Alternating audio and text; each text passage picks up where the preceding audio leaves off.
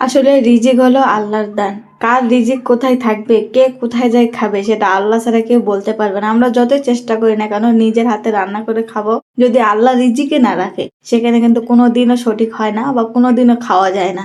তো সেরকম হয়েছে আমার অবস্থা। রান্না বান্না শেষ, আমি খেয়ে টেয়ে রেডি হয়ে বসে আছি, মানে এমনিতেই বসে আছি। তার মধ্যে আমার খালা শাশুড়ি এক বস্তা, বলতে গেলে এক বস্তাই হবে, এক বস্তা খাবার দাবার নিয়ে চলে আসছে। হ্যালো, আসসালামু আলাইকুম সবাইকে, কেমন আছেন? আশা করি ভালো আছেন। এই যে নতুন নতুন আলু যেহেতু আমার নানি শাশুড়ি পাঠায় দিছে, তো যেহেতু ক্ষেত থেকে তুলে একদম পাঠাইছে, সেজন্য ভাবলাম আজকে বাঁধাকপি দিয়ে একটু ভাজি করি আলু, তাহলে খুবই মজা লাগবে। নতুন বাঁধাকপি নতুন আলু জমে ক্ষীর হয়ে যাবে।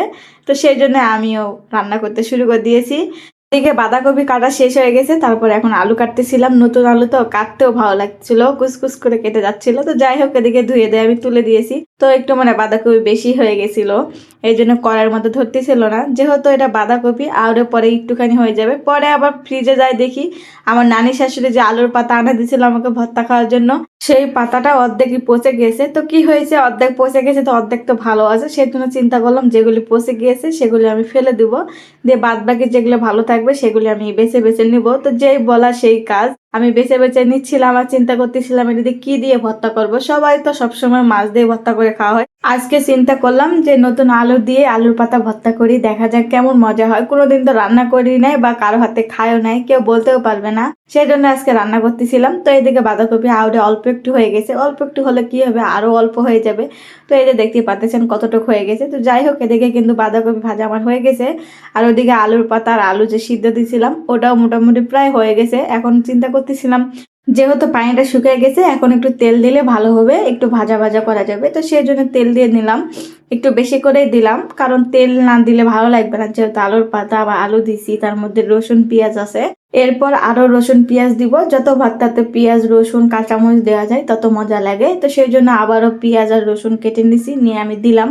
তার মধ্যে কাঁচামরিচ দিতে ভুলে গেছিলাম, সেজন্য কাঁচামরিচ এনে দিলাম। একটু কমই হয়ে গেল, সেজন্য পরে চিন্তা করলাম যে পরে শুকনো মরিচ বেটে দিব, সমস্যা নেই।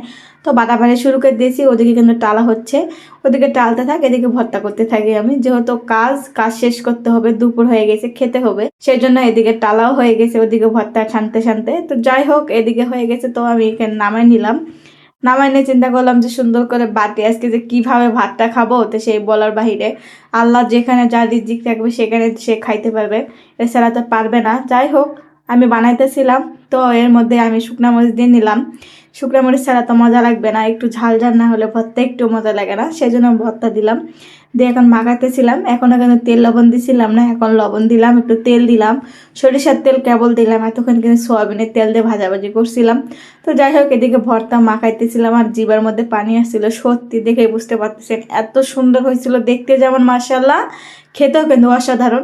তো লোভ না সামলাইতে পারে আমি কিন্তু পাটার মধ্যে এক মুঠ ভাত নিয়ে চলে আসছি, নিয়ে এসে চিন্তা করলাম একটু ভর্তা নিয়ে খাবো, সেজন্য মাখায় সে সুন্দর করে খাচ্ছিল। আলহামদুলিল্লাহ, আল্লাহ যেটা করে ভালোর জন্যই করে, হয়তো বা এই জন্যই তো এত সুন্দর করে ভর্তাটা হয়েছে আর এত মজা হয়েছে। আপনারা চাইলে এইভাবে রান্না করে খাইতে পারেন বা ভর্তা বানিয়ে খাইতে পারেন। তো এই যে আমার খাওয়া দাওয়া কিন্তু মোটামুটি শেষ হয়ে গেছিলো, তার মধ্যে আমার খালা শাশুড়ি আসছিল। তো আসে দেখতেছি বক্স ভরা খাবার নিয়ে আসছে, খাবার বলতে তরকারি নিয়ে আসছে, এটা কিন্তু মাছের তরকারি, হ্যাঁ নতুন আলু দিয়ে রান্না করছে। তো যাই হোক, আর ডাল আনছিল একদম 2 বোতল, ডাল ভাত আনছিল 1 পলিথিন, মানে বক্স করে না, বক্স করলে একটু অসুবিধা হয় নিয়ে আসা নিয়ে যাওয়া, পলিথিনের মধ্যে একটু বেশি নেওয়া যায়। আর তার মধ্যে ছিল মূলা ভাজি, এটা কিন্তু তার বাপের বাড়িতে দিছে, কেমন হলো অবশ্যই কিন্তু জানাতে পারেন।